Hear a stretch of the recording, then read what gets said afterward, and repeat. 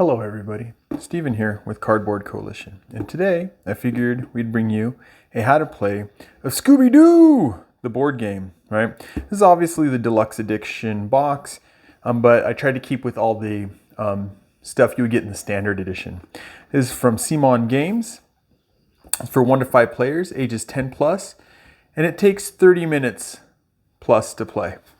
In my initial couple run-throughs to get the game down, I think it took me about 30 minutes, right? So I was also playing on easy. All right, so let's go ahead and jump through the setup, and then once we get the setup done, then we'll go ahead and talk about how to play the game. Let's see if we can do this quick. Set down the city board. This is considered the entire city with all the different places. You shuffle your Scooby-Doo cards, Scooby Gang cards. I call them Scooby-Doo because it's SD on there. You shuffle your Scooby Gang cards. Scooby Gang cards. Then you go ahead and you shuffle your monster cards and you set them down here. And it shows you monster deck, and up here, if you can't see, it says draw deck. So this comprises your draw deck. Once you have that done, you go ahead and put out your 4 resources in reach of all players. Once you get those out, you go ahead and put out the haunted locations, and we'll talk about how you get haunted locations. And the monster movement tokens. Monster movement tracking tokens, I think. Tracker tokens. It's the monster movement tokens. We'll explain those in due time. Then you go ahead and put out all the visitors. Each spot gets 3 visitors. And if you notice, this is probably more prevalent when we talk about movement, the areas are designated by either a spotted line, or a dotted line, sorry, not spotted, or a red line, right? Dotted lines mean they're clear to go through. Red lines mean you can't go through that area. No going through there. It's pretty simple. They have the circle and the X. Now, we've got our tourists out. Is it our tourists or visitors, I believe? Visitors. We have our visitors out. All right, once you have that down, you go ahead and you put out the mystery machine, right? Here's the mystery machine. Now, this is what I think it makes this the deluxe, is you have a actual mystery machine, right? I'm assuming the other one's probably a token in the standard game. And each of your miniatures are pre-painted. In the standard game, from what I gather, they're color-coded but not pre-painted, including, which I don't have out. I was very, very, very bad. And I'll put it out while we're talking if I can grab it out of the box quick enough. And in your monsters. The deluxe edition also has more monsters. You get Scrappy-Doo, because it's all the Kickstarter extra stuff. But, all right. So, like I said, I'm trying to keep with all just the standard stuff. Besides, I don't have a token, so I have the mystery machine out. Mystery machine's out. You go out and put out the mystery machine card, which tells you how the mystery machine works. And you go ahead and put the gas tokens on the mystery machine card. So you put these little tokens on there. All right. Once that's done, we go ahead and everybody gets their Scooby-Doo gang member. It says to shuffle them up and pass them out. If you see the backs are all the same, so you can't tell. So you're supposed to shuffle them and pass them out.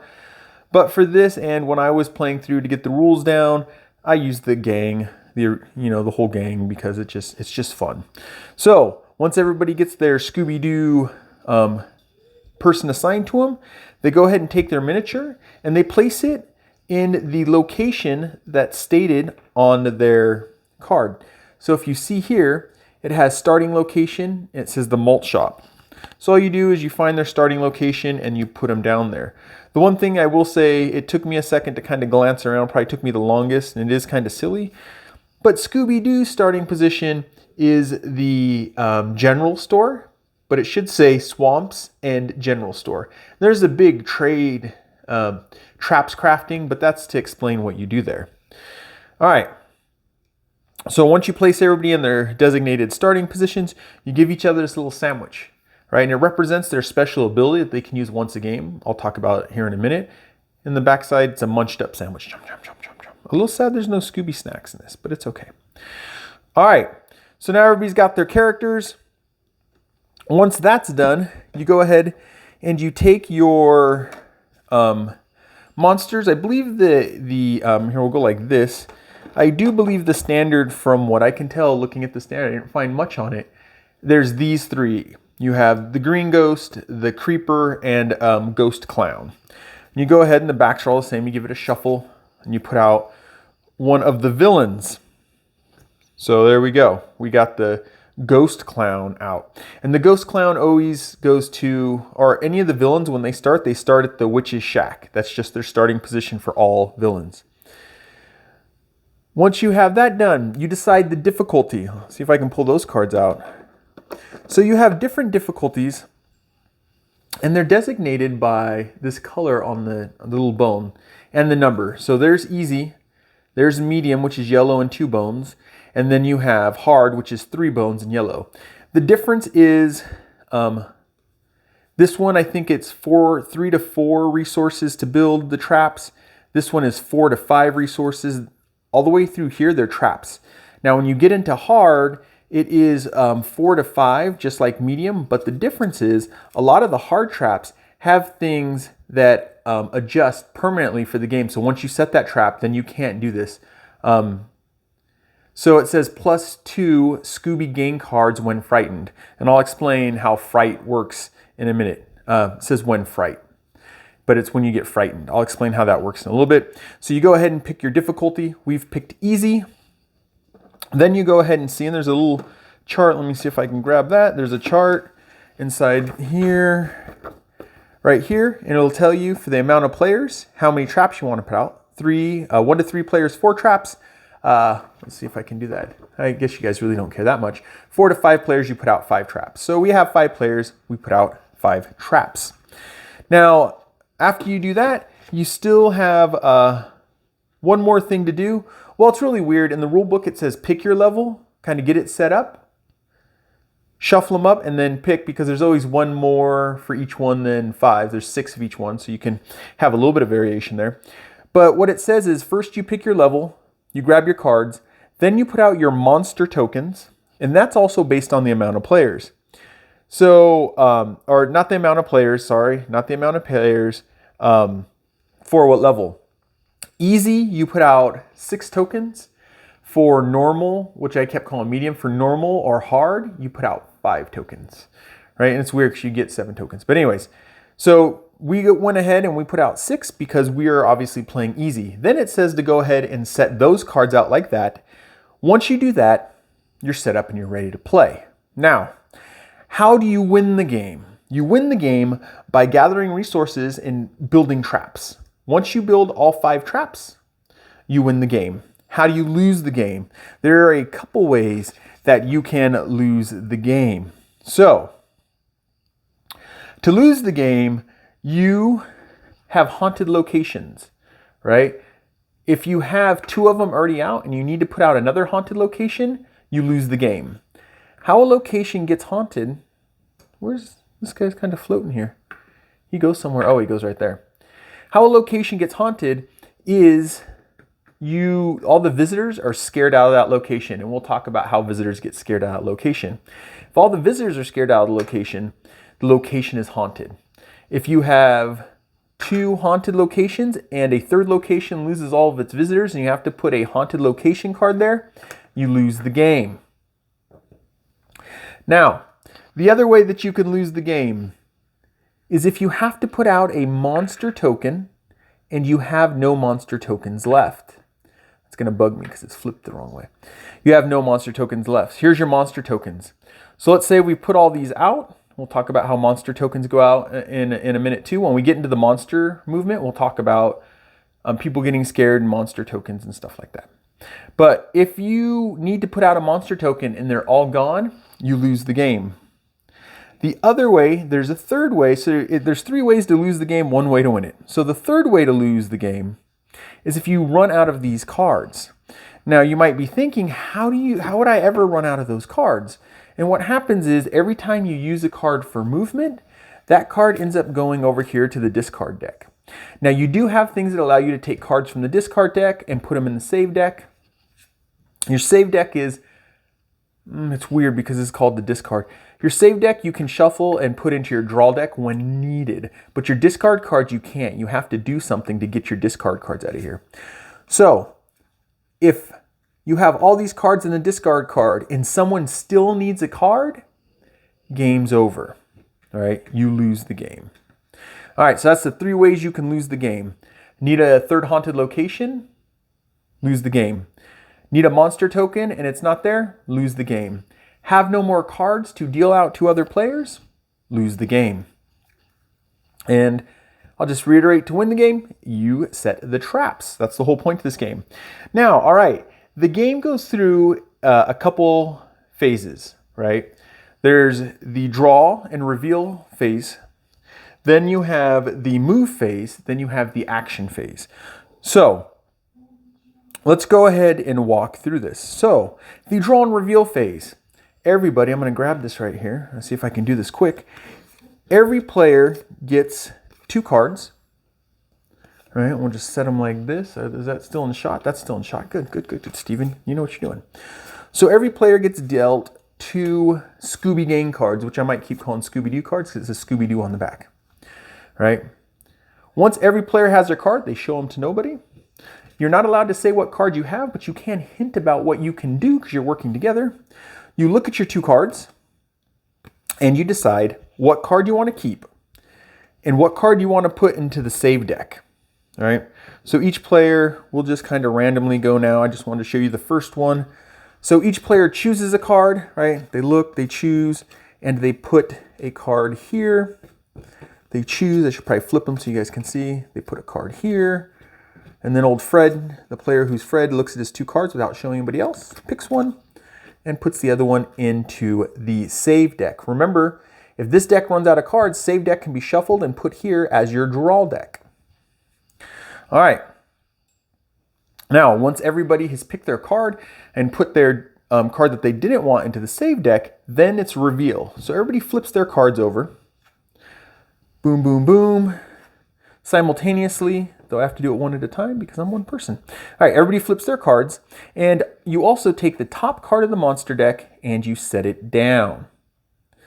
All right, so that is the draw and choose your card phase, right? Well, draw and choose your card phase. Now we just did the reveal phase.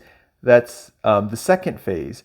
Now the third phase is the action phase. And in the action phase, I think I said move then action. It's draw and choose card, reveal card, action phase. In the action phase is the move and the action. All right, so now we've done the draw and choose, phase 1. We've done phase 2. We've all revealed, and we've revealed 1 card for the monster. Then we go into the action phase. But before we go into the action phase, I want to run through what these cards show, or the nomenclature of the cards. So this is your turn order. This is what turn you go in. Monster goes in the turn with everybody else. So this is your turn order.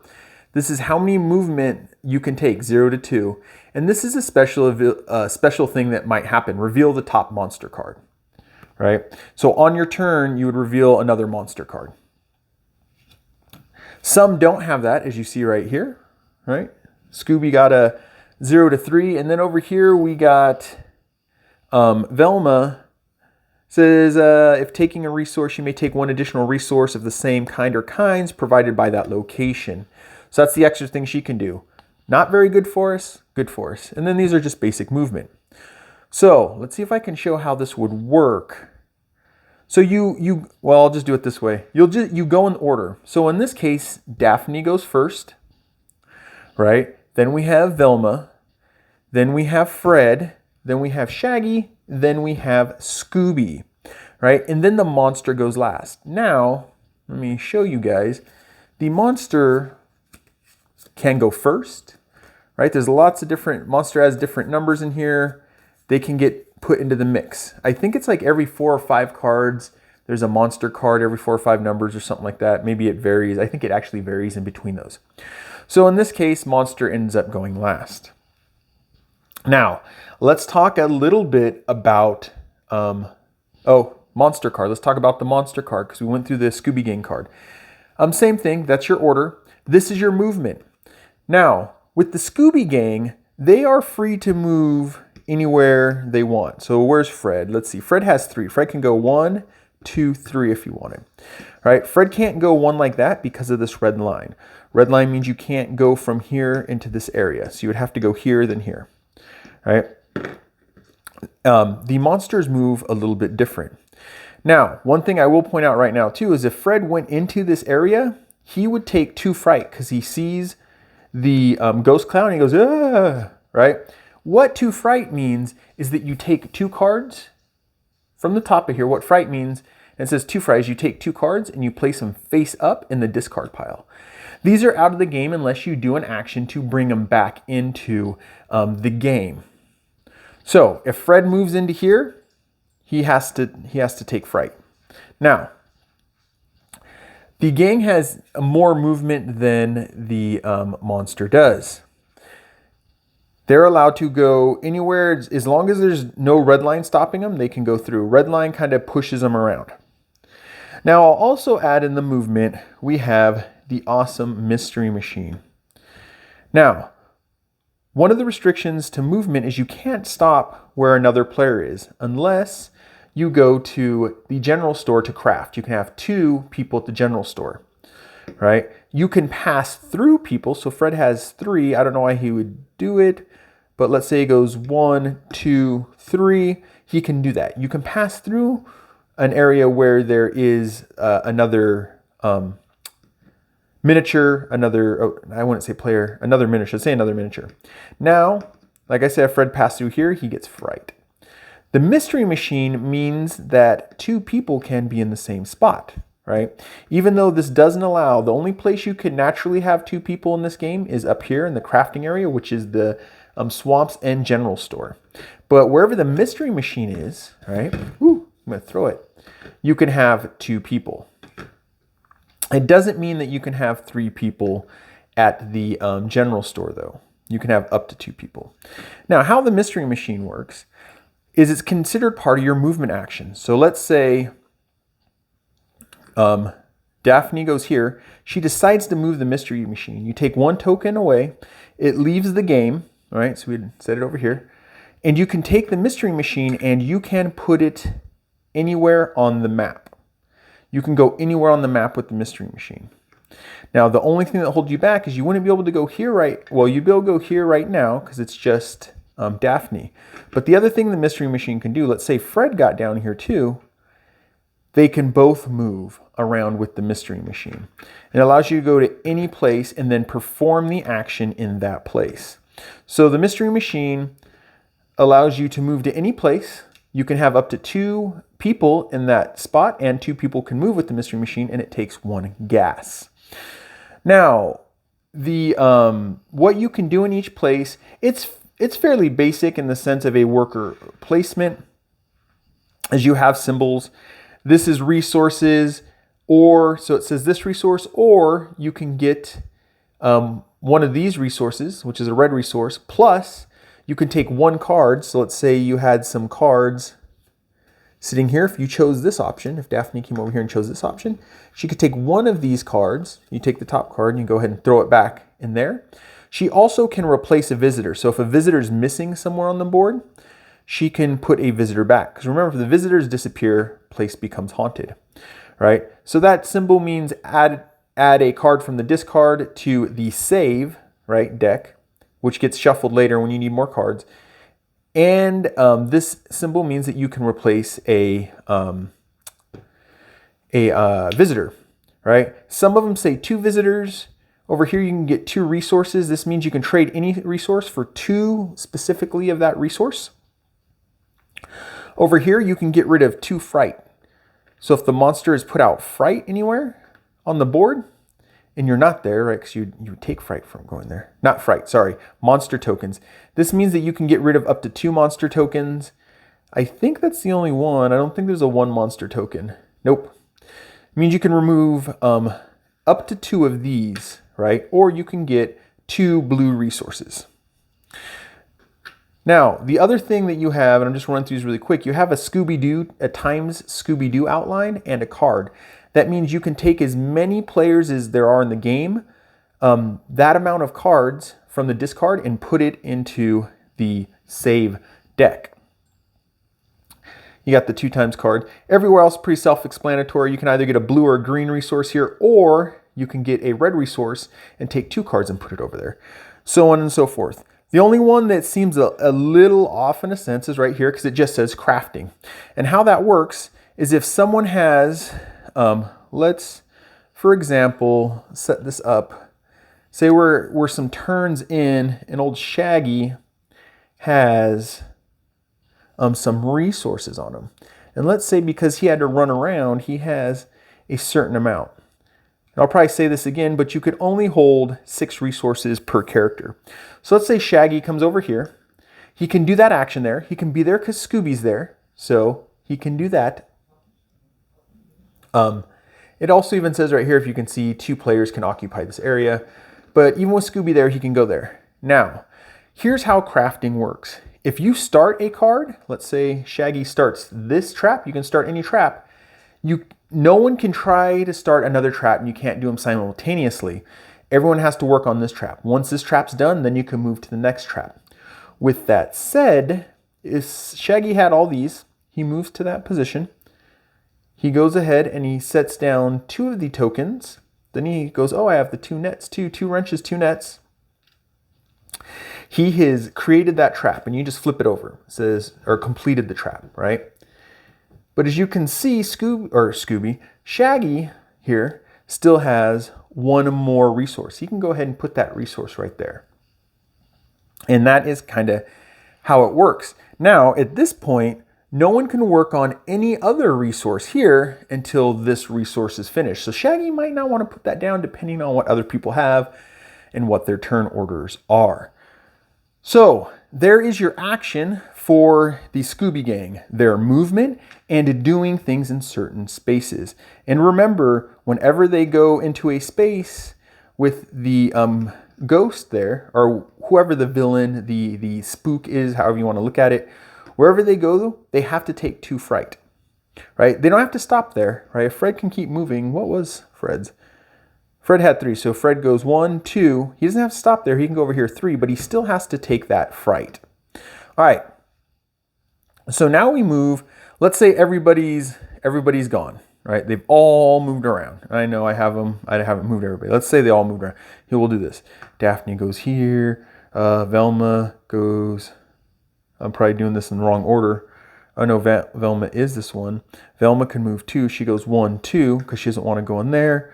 Fred goes 1 and he stays right there. And they did whatever they could do in that area. And you don't have to do it, but you can choose to do it. And remember, with all these, you don't have to move either because you can move 0. You can just do that, whatever happens in that location. Say everybody's gone. Now it's Monster's turn. Now, how you read these cards is it tells you the monster moves 4 and he moves along the blue arrows. That's what this is saying. So you have the green arrow ones, and there's going to be red arrows in here, right? All different ones. So how the monster works is he moves. Now, let me whoop, whoop, whoop, whoop, and go back a little bit.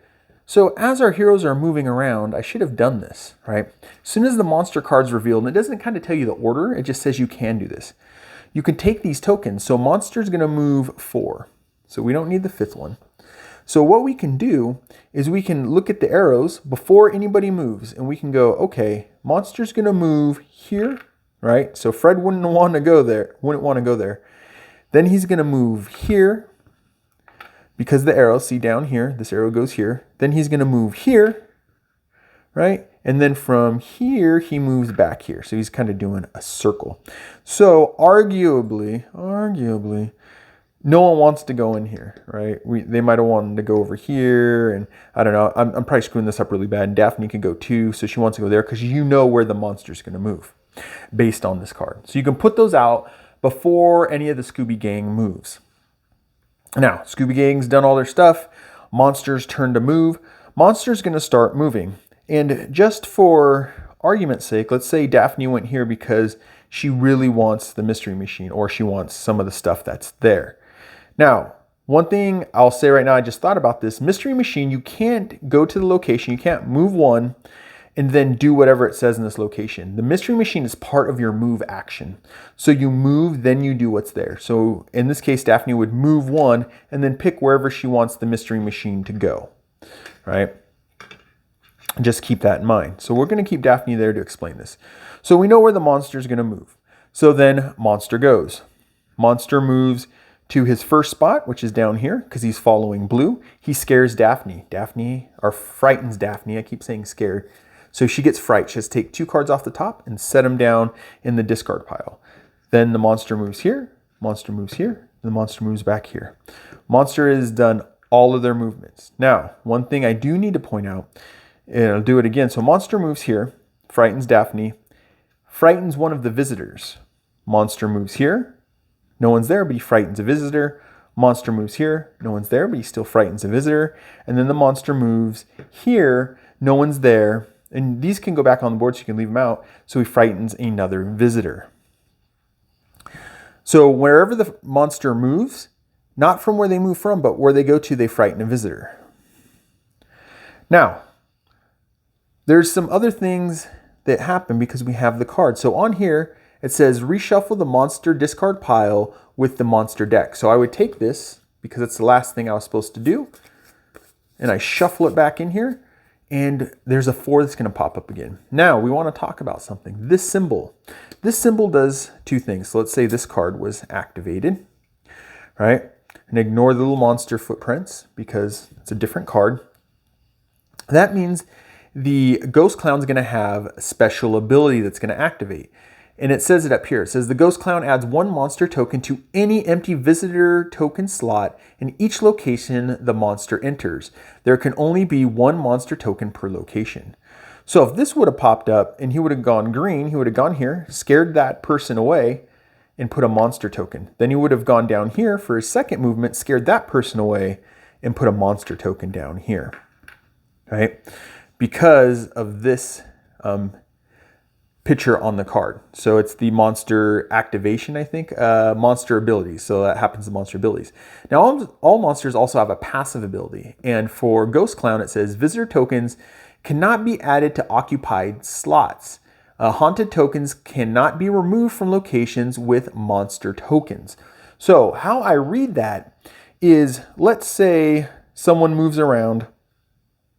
They go here because they want to add a visitor. They can't add a visitor here, it's occupied. They can add a visitor here because it's not occupied. Now, the other thing that it says is, let's say all the visitors here are gone, right? All the visitors here are gone. There's a haunted location there.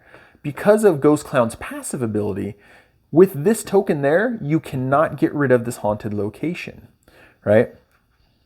And to get rid of a haunted location, oh, I just kind of blanked on that. I believe you get rid of 2 or 4. You get rid of these cards to the discard. And I don't remember it's 2 or 4. Do I have the book here? Can I do it really quick enough to explain it? No, I can't. I'm failing horribly. I'll leave that up to you guys to find for fun. Yay, fun, right? But I remember reading you either... it's 2 or it's 4. I think it's 2. You spend 2 fright. You can go to that area, spend 2 fright, and it gets rid of the haunted. But because of the Ghost Clown's passive ability down here, first you would have to go to this. You would have to be able to get rid of that. And then at some point come back here. Someone else comes here and they get rid of this haunted location. All right. So that is monster movement. Let's see, did I forget anything? Just like when a Scooby gang goes in the monster location, if the monster, I think I already said this, the monster goes into one of their locations, they have to get rid of 2 cards. They get fright, 2 fright. Now, if the monster had stopped there and Daphne begins here, she doesn't get 2 fright when she moves or for beginning her turn with the monster there, right? So once everyone's turn is over, you go ahead and pick up all of the monster track tokens where it shows you where the monster goes. You can go ahead and set those off to the side. You go ahead and get rid of all these cards that have been played. And you go ahead and set them in the discard pile. And then you start over again with the card selection. What is it called? Is it card selection and something? Choose, that's why. Card draw and choose, so everybody gets their 2 cards and chooses. Reveal, and then action phase again, going in the order of the numbers, monster included. Now, the monster cards stay here unless the card tells you shuffle it back in. So in this case, let's say this was their card. This card would just stay out, and the cards just keep stacking up. Now, one last thing that I didn't tell you guys, or I didn't really go over really close. Let's see if I have one that's short so I can read it really quick for you guys. So remember I told you can eat these sandwiches and do your special ability? Once per game, it gives you a special ability. So Daphne's special ability is Martial Artist. You can remove up to 3 monster tokens on the board, and it's from any space. But what happens is she can only do it once per game. So what she would do is she would flip the token over to show that she's used it. And that's it. Everyone has different special abilities. What is it? Velma can get 2 resources from anywhere except for... gain any 2 resources except for the crowbars. There's one that's kind of really good. Oh, Fred gives you an extra turn. Scooby... Oh, the monster card doesn't trigger that turn, and it triggers the next turn, so that card stays out. That's Scooby's. Oh, Shaggy's pretty good too. He can take 2 resources from any gang, Scooby Gang member, anywhere on the board. So Shaggy's really good at setting up those traps. So that's the special abilities. And I believe that covers everything you need to know to play Scooby-Doo. Scooby-Doo! The board game, right? Of course, the deluxe edition. Woo! Woo-hoo, woo-hoo. Steven's breaking games. This is the deluxe edition, which is not so deluxe anymore. All right, so this is a CMON game. It's for 1 to 5 players for ages 10 plus, and it's the box says it takes 30 minutes. I hope you guys enjoyed this how to play. I'm Steven, and I'll catch you in the next one. Bye.